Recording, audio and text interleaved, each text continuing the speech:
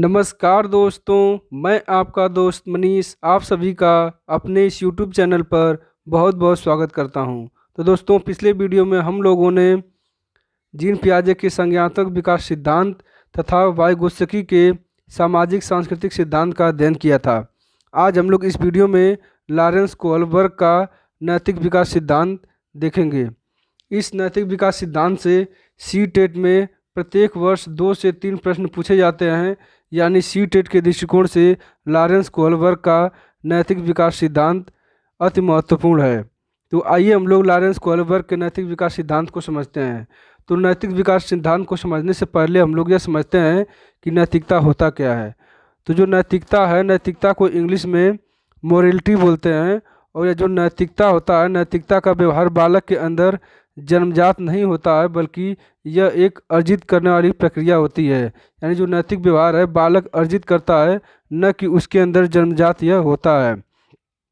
जब बालक के अंदर सही और गलत में फ़र्क करने का गुण आ जाता है, यानी जब बालक किसी भी चीज़ में, किसी भी कार्य में सही और गलत को समझने लगता है, सही और गलत में फ़र्क करना सीख जाता है, तो उस स्थिति को हम लोग नैतिकता कहते हैं।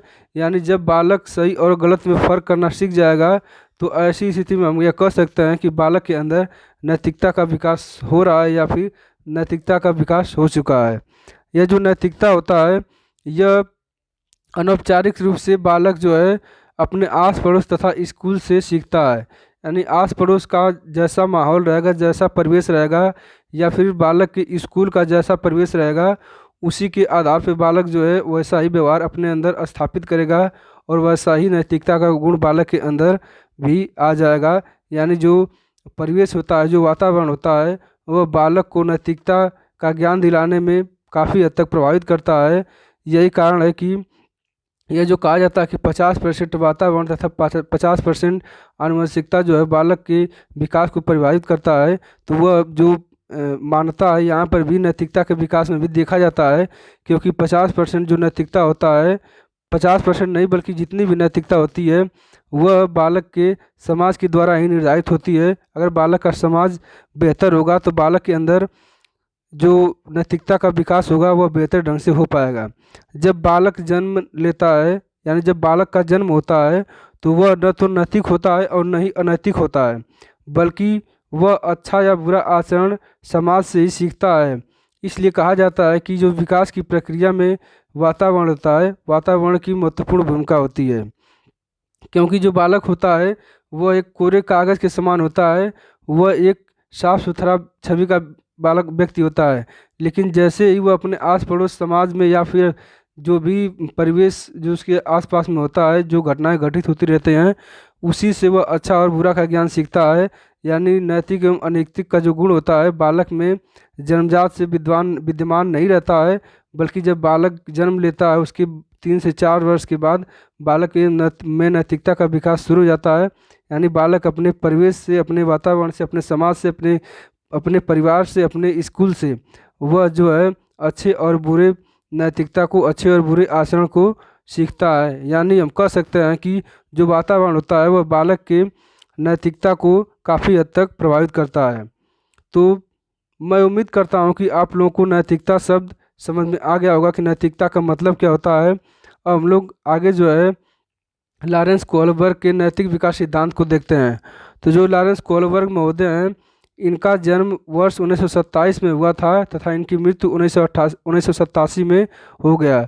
और लॉरेंस कोहलबर्ग ने ही इस नैतिक विकास सिद्धांत का प्रतिपादन किया। और कई बार एग्जाम में यह पूछा गया कि लॉरेंस कोहलबर्ग जो हैं यह कहाँ के मनोवैज्ञानिक थे, कहाँ के साइकोलॉजिस्ट थे। तो यह अमेरिकी साइकोलॉजिस्ट थे, अमेरिका का एक मनोवैज्ञानिक थे।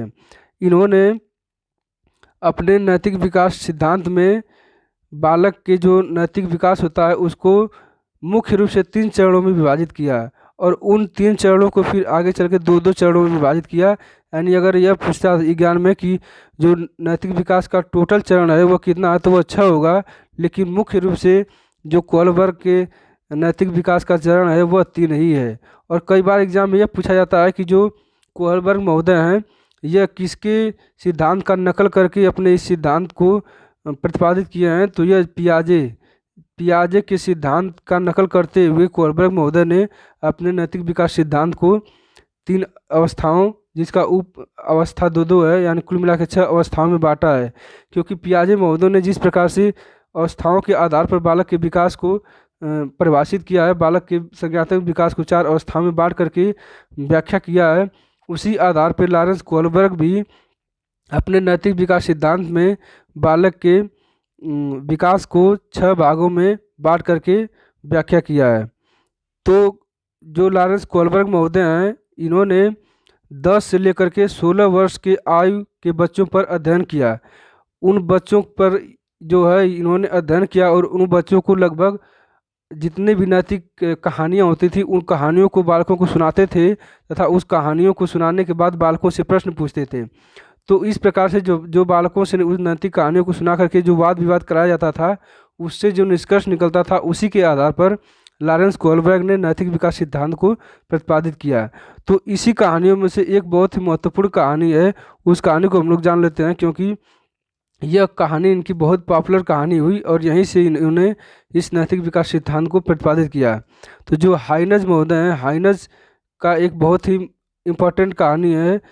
जो हाइनज है, ये यूरोप के निवासी थे और एक बार की बात है कि इनकी जो पत्नी थी वह कैंसर से पीड़ित हो चुकी थी और कैंसर के इलाज के लिए उन्हें जो दवाइयाँ मिल रही थी, पहले तो उनको शुरू में दवाइयाँ इसकी नहीं मिल पाई, कैंसर की कोई इलाज नहीं था, लेकिन बाद में पता चला कि एक दवाई कैंसर की बनी हुई है और वह दवा अगर मैं अपने वाइफ को खिलाऊंगा तो वह सही हो जाएंगी।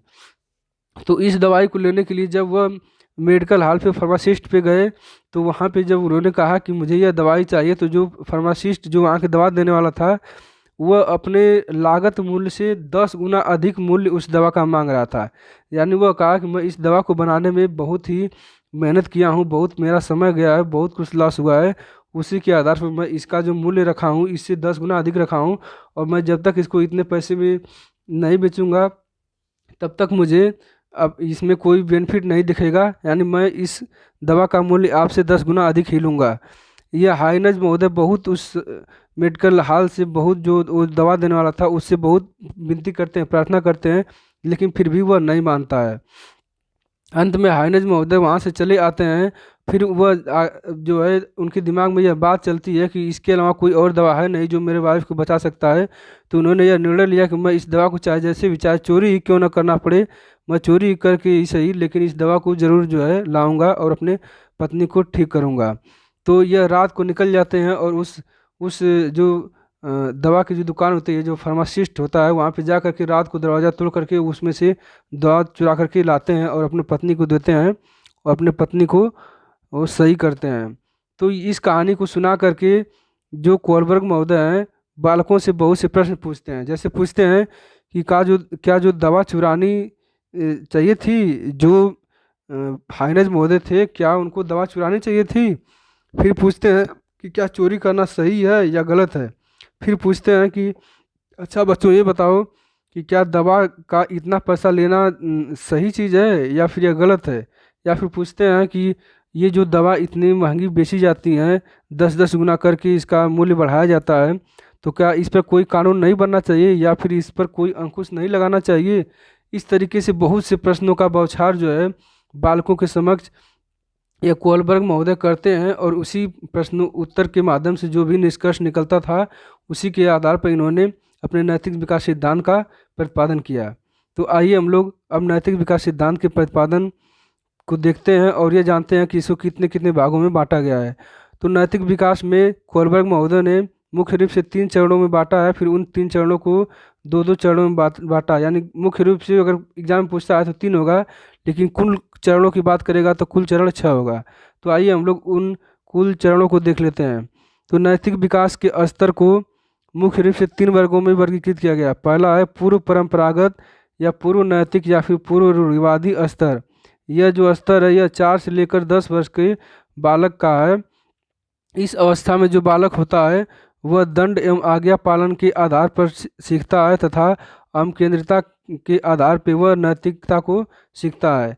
यानी इसमें जो बालक होता है उसको यह डर रहता है कि अगर मैं कोई कार्य नहीं करूँगा तो मुझे दंड दिया जाएगा, या फिर उसको आज्ञा पालन का निर्देश दे करके इसमें कोई भी कार्य करवाया जाता है।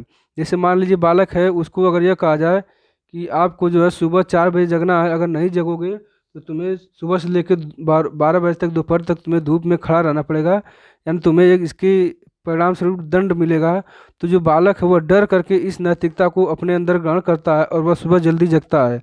या फिर यह कहा जाए कि अगर तुम अपने से बड़ों का आदर करोगे, पैर स्पर्श करोगे, तो उनके जो दुआएं हैं तुम्हें लगेंगी, तुम बहुत ही आगे जाओगे, या फिर समाज में तुम्हारा बहुत ही नाम होगा। तो इस प्रकार से या तो आज्ञा पालन का आदेश दे करके या फिर दंड का भय दिखा करके बालक में नैतिकता का विकास किया जाता है। यह अवस्था पूर्व परंपरागत अवस्था कहलाता है। यानी परंपरागत का मतलब कि जब बालक में कोई भी नैतिक का विकास नहीं होता है, तो इस अवस्था को पूर्व नैतिक अवस्था कहते हैं। यानी जब बालक में नैतिकता का विकास नहीं हो पाया रहता है, उसके पहले की अवस्था को पूर्व परंपरागत या फिर पूर्व नैतिक अवस्था कहते हैं।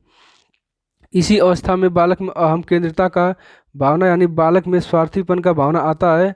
बालक कोई भी जब कार्य करता है तो उसमें वो अपना खुद का फायदा ढूंढता है। जब खुद का उसमें बेनिफिट रहता है तभी वो उस कार्य को करता है। इसमें यानी बालक जो होता है, अहम केंद्रिता का भावना इसमें बालक के अंदर विकसित रहता है। यह सभी जो मैं बता रहा हूँ, यह कई बार एग्जाम में पूछा जा चुका है, इसलिए इसको आप लोग अच्छे से समझेंगे। फिर जो दूसरा जो स्तर है वह है परंपरागत या रूढ़िगत या फिर नैतिक स्तर। यानी यह जो स्तर है, इसमें जो बालक होता है उसके अंदर नैतिकता का विकास हो गया रहता है। यानी यह जो स्तर, यह 10 से लेकर 13 वर्ष का स्तर है, और इसमें इस समय अंतराल में बालक में नैतिकता का विकास बहुत तीव्र गति से होता है। इस अवस्था में जो बालक होता है वह समाज में एकदम हीरो के रूप में दिखना चाहता है, यानी एकदम सबसे अच्छा दिखना चाहता है। वह सोचता है कि मैं कौन ऐसा कार्य कर दूं जो कि समाज में एकदम ऑटोमेटिक से मैं छा जाऊं, सब लोग मेरी तारीफ करने लगे, सब लोग हर जगह मेरा ही नाम हो। यानी इस अवस्था में बालक जो है वह उत्तम लड़का या फिर उत्तम लड़की का गुण उसके अंदर विकसित हो जाता है। वह हमेशा अपने आप को अच्छा साबित करना चाहता है, या फिर कोई ऐसा कार्य करना चाहता है कि वह समाज में उसको प्रसिद्धि हासिल हो। यानी इस अवस्था में बालक में अनुकरण की भावना आ जाता है। वह अपने से बड़ों का अनुकरण करता है, नकल करता है। वह उस बालक को जो व्यक्ति बहुत अच्छे लगते हैं, जिनका व्यवहार बहुत अच्छा लगता है, उनका वह नकल करता है और उन्हीं के अनुरूप, उन्हीं के समान अपने आप को बनाना चाहता है। तथा इसी अवस्था में कानून एवं सामाजिक व्यवस्था का भी उसके अंदर विकास हो जाता है। यानी बालक आत्मनिर्भर हो जाता है। बालक जब कोई भी कार्य करता है तो वह उसको देखता है कि यह क्या कानूनन सही है, या इलीगल है, या फिर इलीगल या फिर लीगल है। यानी वह कोई भी कार्य करता है तो वह देखता है कि यह समाज के द्वारा इसको मान्यता प्रदान किया जाएगा, या फिर समाज जो है इसको पूरी तरह से नकार देगा। यानी कोई भी जब वह कार्य करता है तो वह कानूनी तौर पे सही करना चाहता है, वह देखना चाहता है कि यह सही है या गलत है। तो यानी जो बालक होता है इसमें पूरी तरह से आत्मनिर्भर हो जाता है। वह कानून एवं समाज का उसको ज्ञान हो जाता है। कोई भी कार्य जो होता है वह अवैधानिक कार्य नहीं करना चाहता है। अगला जो स्तर है वह है उत्तर परंपरागत या उत्तर रूढ़िगत या फिर उत्तर नैतिक का स्तर। यह जो उत्तर परंपरागत स्तर है, इसका जो समय काल है वह 13 वर्ष से लेकर के प्रौढ़ावस्था तक है। इस अवस्था में जो बालक होता है वह सामाजिक अनुबंधन का गुण उसके अंदर डेवलप हो जाता है।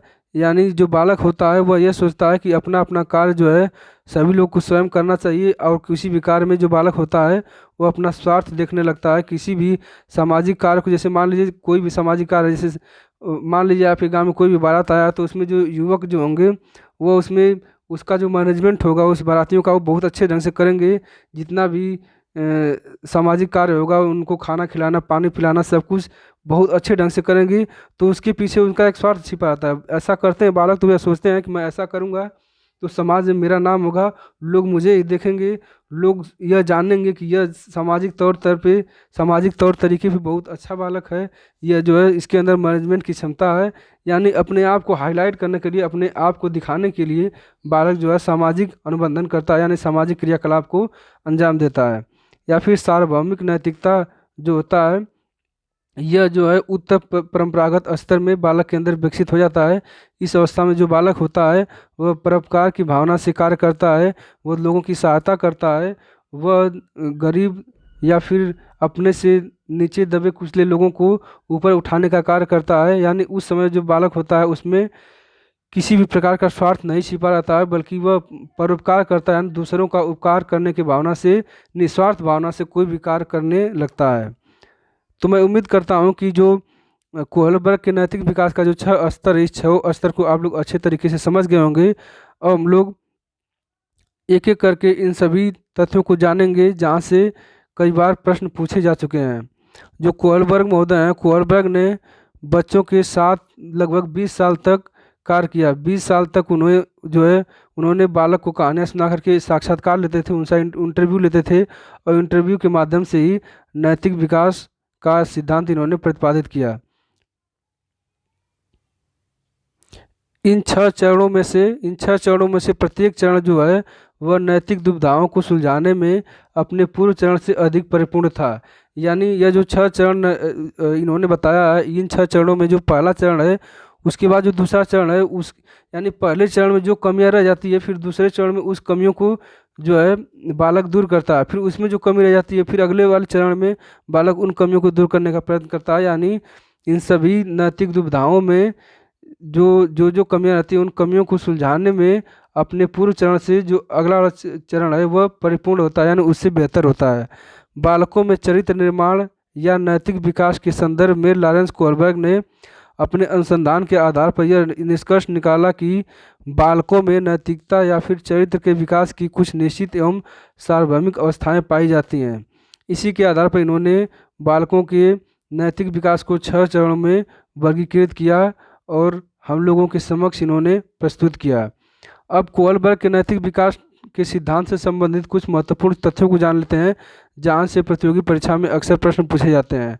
कोहलबर्ग के अनुसार बच्चों में नैतिक विकास के लिए उन्हें नैतिक मुद्दों पर परिचर्चा करवाना चाहिए, या फिर नैतिक मुद्दों पर परिचर्चा में उन्हें सक्रिय सहभागिता दिखानी चाहिए। यानी बालकों को जो नैतिक मुद्दे के परिचर्चे होते हैं उसमें भाग लेने के लिए प्रेरित करना चाहिए, और नैतिक रूप से प्रेरणादायी कहानियों को सुना करके बालक में नैतिक विकास को निर्देशित करना चाहिए। यानी जो बालक है, कुल मिला के इसमें यह कहा जा रहा है कि जो बालक हैं उनको नैतिक मुद्दों पर परिचर्चा करवाना चाहिए, या फिर प्रेरणादायक कहानियाँ सुनाना चाहिए, और उससे जो प्रेरणा मिलती है उनको अपने दैनिक जीवन में उसको उतारना चाहिए, या फिर उसको जो है उस व्यवहार को अमल में लाने के लिए निर्देशित करना चाहिए। ऐसा करने से बालक में नैतिक विकास हो सकता है। ये जितना तथ्य मैं बता रहा हूँ सभी एग्जाम में पूछा गया है। अगला जो तथ्य है, प्राथमिक विद्यालयों के बच्चे नैतिक विकास के पूर्व परंपरागत स्तर पर होते हैं। इस स्तर पर बच्चे जो होते हैं उनके अंदर आत्म केंद्रित यानी अहम केंद्रिता का भावना, दंड तथा आज्ञा पालन का भावना इसमें होता है, या फिर यांत्रिक सापेक्ष अभिमुखता इस समय बालक के अंदर विकसित होता है। यानी जो बालक होता है यह सहयोगी का भावना इसके अंदर होता है। बालक जो है दूसरों का सहयोग करता है, दूसरे के कार्यों में हाथ बटाता है, तथा प्रत्येक व्यक्ति को स्वयं को देखने मतलब इस अवस्था में जो बालक होता है वह किसी भी घटना को, किसी भी क्रियाकलाप को वहाँ पे खुद को रख करके देखता है कि यह सही है या गलत है। यानी यह लोगों का इस अवस्था में जो है बालक है वह सहयोग करता है, और किसी भी घटनाओं को वहाँ खुद को रख करके, खुद को वहाँ पे प्रस्तुत करके देखता है कि यह घटना सही है या गलत है। अगर वह गलत है तो उस पर जो है वह अमल करता है और उसको सही दिशा में ले जाने का कार्य करता है। यानी प्राथमिक जो पूर्व परंपरागत अवस्था है उसमें बालक के अंदर आत्म केंद्रिता, ईगोसेंट्रिक, दंड तथा आज्ञा पालन अभिमुखता तथा यांत्रिक सापेक्ष अभिमुखता, इन तीनों का गुण जो है हो जाता है। कई बार एग्जाम में यह पूछ लिया गया था कि निम्नलिखित में से बताइए कौन कोहलबर्ग के द्वारा नहीं प्रतिपादित किया गया है, तो ये 4 ऑप्शन दे दिया गया था। आत्मकेंद्रिता, दंड तथा आज्ञा पालन अभिमुखता, तीसरा था यांत्रिक सापेक्ष अभिमुखता तथा चौथा था वैयक्तिकता तथा विनिमय भावना। तो इसमें जो चौथा वैयक्तिकता तथा विनिमय भावना है ये इसमें से नहीं होगा, बाकी तीनों यह होगा। और सभी संस्कृतियों से संबद्ध चरणों की सार्वभौमिक श्रृंखला जो है यह इसका प्रतिपादन कोहलबर्ग महोदय ने कहा है। कोहलबर्ग महोदय ने अपने इस सिद्धांत पे यह कहा है कि जितनी भी संस्कृतियाँ होती हैं वह एक संबद्ध, एक चरणबद्ध तरीके से पूरे विश्व में लागू होती हैं। यानी कोई भी, जैसे मान लीजिए अगर इंडिया में है कि अपने से बड़ों का आदर करना चाहिए, मान सम्मान करना चाहिए, उनका पैर छूना चाहिए, तो ऐसा नहीं है कि अमेरिका में कुछ और होता होगा। अमेरिका में ये होता होगा कि अपने से बड़ों का आदर नहीं करना चाहिए, अपने माता पिता के पैर नहीं छूना चाहिए, ऐसा नहीं है। यानी जितनी भी संस्कृतियाँ हैं वह सार्वभौम है, यानी पूरे विश्व में वह लागू हैं। और वह जो संस्कृतियाँ होती हैं एक चरणबद्ध तरीके से बालक के अंदर विकसित होती हैं। प्रथम चरण में नैतिकता की अनुपस्थिति को दर्शाया गया है। यानी ये यानी जो कोलबर्ग महोदय हैं, इनका जो प्रथम चरण है उसमें यह बताया गया है कि जो बालक होता है उसके अंदर नैतिकता जो होता है यह अनुपस्थित होता है, उनके अंदर नैतिकता नहीं होती है। बल्कि प्रथम चरण में जो बालक व्यवहार करता है वह दंड के भय से करता है, उसको डर लगा रहता है कि अगर मैं ऐसा कार्य नहीं करूँगा तो मुझे बड़ों के द्वारा दंड मिलेगा, या फिर अहम केंद्रिता के भावना रख के, स्वार्थी का भावना रख करके उस कार्य को करता है। मतलब जो इस प्राथमिक चरण में जब कोई बालक कार्य करता है तो वह उसमें कोई ना कोई अपना फ़ायदा ढूंढता है, कोई ना कोई उसमें स्वार्थ छिपा रहता है, या फिर डर उसमें छिपा रहता है, या फिर आज्ञा पालन के माध्यम से वह जो है उस कार्य को करता है। यानी प्रथम चरण में जो बालक होता है उसमें नैतिकता का विकास नहीं रहता है, बल्कि नैतिकता अनुपस्थित रहती है। जबकि जो द्वितीय चरण रहता है उसमें बालक में नैतिकता पूरी तरीके से विकसित हो जाती है, और जो बालक उस अवस्था में जो भी कार्य करता है वह नैतिकता को ध्यान में रख करके ही करता है। यानी वह देखता है कि जो मैं कार्य कर रहा हूँ वह समाज में मान्य है या नहीं मान्य है, समाज के द्वारा इसको मान्यता प्राप्त है या नहीं प्राप्त है, समाज इसको अपने जेहन में या फिर अपने अंदर उतारेगा या फिर नहीं उतारेगा। सामाजिक संविदा अभिविन्यास, यह भी जो है यह प्रथम चरण का ही एक अच्छा उदाहरण है। यह जो सामाजिक संविदा अभिविन्यास है, इसके माध्यम से किसी कार्य के भौतिक परिणाम निर्धारित करते हैं कि वह अच्छा है या बुरा। यानी जो सामाजिक संविदा अभिविन्यास है, इसी के माध्यम से जो बच्चा होता है, इसका मतलब यह है कि जो बच्चा होता है वह यह निर्धारित करता है कि यह काम अच्छा है या बुरा है। अगर वह अच्छा रहता है तो उसको करता है, और अच्छा नहीं रहता है तो नहीं करता है। यानी समाज में जब कोई कार्य करता है, जैसे मान लीजिए कोई बालक चोरी कर रहा है, तो उसको यह थोड़ी मालूम है पहले से कि वह चोरी करना गलत है। लेकिन जब वो अपने समाज में देखता है कि ऐसे कार्यों को समाज एक्सेप्ट करता है कि नहीं करता है, अगर समाज ऐसे कार्यों को एक्सेप्ट करता है तो इसका मतलब यह कार्य अच्छा है। लेकिन समाज जो है इस कार्यों को एक्सेप्ट नहीं करता है, इस कार्य को मान्यता नहीं प्रदान करता है, तो बालक समझ जाता है कि यह कार्य अच्छा नहीं है, चोरी करना अच्छा नहीं है, बल्कि यह बुरा काम है, क्योंकि समाज इसको मान्यता प्रदान नहीं करता है। और जो बालक होता है उसके अंदर ईमानदारी की भावना होती है। इस अवस्था में जो बालक होता है, यानी जो अगला वाला चरण है, लास्ट का जो चरण है, उसमें जो बालक होता है वह ईमानदारी का भावना उसके अंदर होता है। वह कोई भी कार्य करता है तो ईमानदारी से करता है। उसके अंदर उत्तम लड़का या फिर उत्तम लड़की बनने का हमेशा चाह रहता है। वो हमेशा यही इच्छा रखता है कि मैं कुछ ऐसा कार्य करूं कि मैं पूरे समाज में चर्चित व्यक्तित्व के रूप में उभर के सामने आऊं, सभी लोग मेरी तारीफ करें, सब लोग मेरे ही बारे में सोचें, यानी मैं सबसे उत्तम साबित हो जाऊं। यानी मैं कुछ समाज में ऐसा कार्य कर दूं कि लोग मेरा ही नाम हमेशा लेते रहें। कोहलबर्ग ने पियाजे के सिद्धांत का नकल किया तथा पुरुषों व महिलाओं की नैतिक तार्किकता में सांस्कृतिक विभिन्नताओं को महत्व नहीं दिया। यानी इस तथ्य में यह कहा जा रहा है कि जो कई बार यह पूछा भी जा चुका है कि जो कोहलबर्ग महोदय हैं यह किसके सिद्धांत का नकल करते हैं, तो ये जीन पियाजे के सिद्धांत का नकल करते हैं। जिस प्रकार से जीन पियाजे ने बालकों के अवस्थाओं को 4 भागों में बांट करके उनको विस्तृत तरीके से उनकी व्याख्या किया, उसी प्रकार कोहलबर्ग महोदय ने अपने नैतिक विकास सिद्धांत में बालक को 6 चरणों में विभाजित करके उनके नैतिक विकास को समझाने का प्रयास किया। यानी इन्होंने भी पियाजे के सिद्धांत को अपनाया, लेकिन इसमें थोड़ा सा संशोधन करके।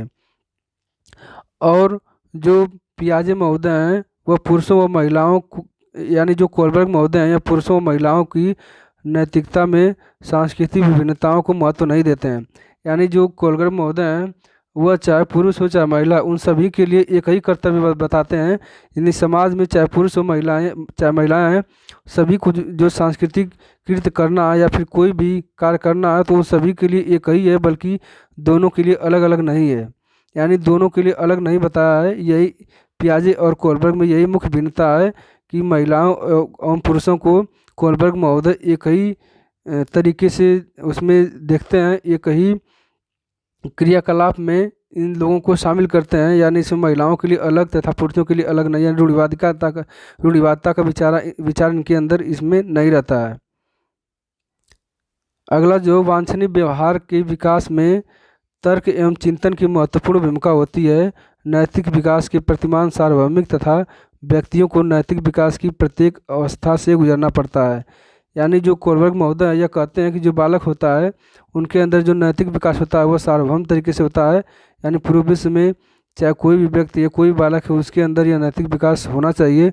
और वह नैतिक जो विकास होगा, जो बालक होगा, उन सभी चरणों से, ये जो 6 चरण बताया है, इन सभी चरणों में जो है बालक इन सभी चरणों से गुजर के ही आगे बढ़ेगा। इन 6 चरणों से बिना गुजरे बालक जो है अपना नैतिक विकास नहीं कर सकता है। कोलबर्ग महोदय ने अपने इस सिद्धांत में यह बताने का प्रयास किया है। अगला जो तथ्य है वह है कि नैतिक विकास की प्रत्येक क्रमिक अवस्था में व्यवहार परिमार्जित होता है। यानी ये इसमें यह समझाया गया है कि जो नैतिक विकास होता है बालक का, इसका प्रत्येक अवस्था से जब अगले अवस्था में जाते हैं तो इसमें थोड़ा सा संशोधन होता है, फिर पिछले वाले अवस्था में जो कमी रहती है फिर अगले वाले अवस्था में थोड़ा सा उसमें संशोधन होता है, थोड़ा सा और बेहतर होता है, फिर लास्ट वाला जो होता है वह सबसे उत्तम होता है। यानी उसमें जो बालक का व्यवहार होता है, नैतिक व्यवहार होता है, उसमें बहुत ज़्यादा संशोधन हो चुका रहता है, यानी वो बहुत ही परिमार्जित हो चुका रहता है। अगला जो तथ्य है वह यह है कि जो बालक होता है वह यह कहता है कि आप मेरे लिए करें और मैं आपके लिए करूँगा। यानी वो जैसे कोई भी कार्य करना हो तो बालक सहायता की, सहयोग का भावना उसके अंदर विकसित रहेगा। वो कहेगा कि आप मेरा यह कार्य कर दीजिए तो मैं आपका वह कार्य कर दूंगा। यानी यह जो उदाहरण है यह क्या दर्शाता है कि सामाजिक अनुबंधन और अभिमुखीकरण, यानी इस विचारधारा से यह स्पष्ट होता है कि जो बालक होता है वह सामाजिक प्राणी के भांति व्यवहार करने लगता है। यानी वह उसके अंदर सहयोग की भावना विकसित हो जाती है, वह एक दूसरे से सहयोगात्मक तरीके से किसी कार्य को करना जान जाता है। और इसी अवस्था में जो बालक होता है उसमें नैतिक तरकणा का भावना विकसित होता है। नैतिक तरकणा का मतलब यह होता है कि सही और गलत का निर्णय लेना, यानी क्या सही है और क्या गलत है, चिंतन के माध्यम से इसका निष्कर्ष निकालना, इस बात को समझ पाना ही नैतिक तरकणा कहलाता है। और ये जो नैतिक तरकणा होता है यह नैतिक अवस्था का जो सबसे लास्ट स्टेज होता है उसमें यह देखने को मिलता है। जो पियाजे महोदय हैं उन्होंने नैतिकता से संबंधित 3 अवस्थाएं बताया था: नैतिक यथार्थता, नैतिक समानता, नैतिक सापेक्षता। इसी का नकल करते हुए कई बार एग्जाम पूछा गया कि कोलबर्ग महोदय ने किसका नकल किया था, तो यह पियाजे का नकल किया था। कोलबर्ग महोदय ने पियाजे का नकल करते हुए अपने जो नैतिक विकास का सिद्धांत है उसको 3 भागों में वर्गीकृत किया, फिर आगे चल के उनके 2-2 उपशाखाएं बताए, यानी कुल मिलाकर के 6 भागों में वर्गीकृत किया। पहला है पूर्व परंपरागत, दूसरा है परंपरागत तथा तीसरा है उत्तर परंपरागत। अब कुछ कीवर्ड्स हैं, कुछ टैग वर्ड्स हैं जिनको देखते ही आप तुरंत जान जाएंगे कि क्या सही है और क्या गलत है। तो इसमें जो अगर मान लीजिए किसी प्रश्न में नैतिक तरकणा शब्द का प्रयोग किया गया है तो आप तुरंत समझ जाएंगे कि यह जो ऑप्शन है यह सही है। सही और गलत की पहचान, नैतिक मूल्यों का विकास, नैतिक मुद्दों पर आधारित परिचर्चा करवाना, या फिर बच्चों के सामने नैतिक व्यवहार करवाना, शिक्षक का नैतिक व्यवहार करना, ये सभी जो तथ्य हैं अगर ये वाक्य में मिलते हैं, नैतिक तरकणा, सही और गलत की पहचान, नैतिक मूल्यों का विकास, नैतिक मुद्दों पर आधारित परिचर्चा, बच्चों के सामने नैतिक व्यवहार तथा शिक्षक का नैतिक व्यवहार, ये सभी अगर टैग वर्ड मिलते हैं किसी भी प्रश्न में और किसी भी ऑप्शन में, अगर यह शब्द मिल रहे हैं तो निश्चित रूप से वह जो है जो ऑप्शन तुरंत सही कर देंगे आप, वो सही होगा। और ये जो नेगेटिव टैग है वह देख लेते हैं। नैतिक मूल्यों के विकास में या फिर नैतिक मूल्यों के निर्माण में पहला जो ऑप्शन अगर रहेगा कक्षा में अनुशासन के द्वारा, ये तुरंत गलत हो जाएगा क्योंकि अनुशासन के द्वारा जो है कोई भी नैतिक कार्य नहीं कराया जा सकता है। दूसरा बालक को दंड देकर, यह भी गलत है क्योंकि दंड देकर के अगर कोई भी बालक के अंदर नैतिक विकास किया जाता है तो वह अस्थायी नहीं रहता है, वह कुछ देर के बाद बालक जो है फिर उसको भूल जाएगा। फिर तीसरा है बच्चों को कार्यों में व्यस्त रखकर, यह भी गलत है। अगर यह तीनों कीवर्ड अगर मिलते हैं तो वह जो निगेटिव को दर्शाएगा और वह ऑप्शन तुरंत गलत हो जाएगा। तो कोलबर्ग के नैतिक सिद्धांत से संबंधित जितने भी तथ्य था मैंने वो सभी को बता दिया। अगर फिर भी इसमें कोई त्रुटि रह गई हो तो इसके लिए मैं आपसे क्षमा प्रार्थी हूँ।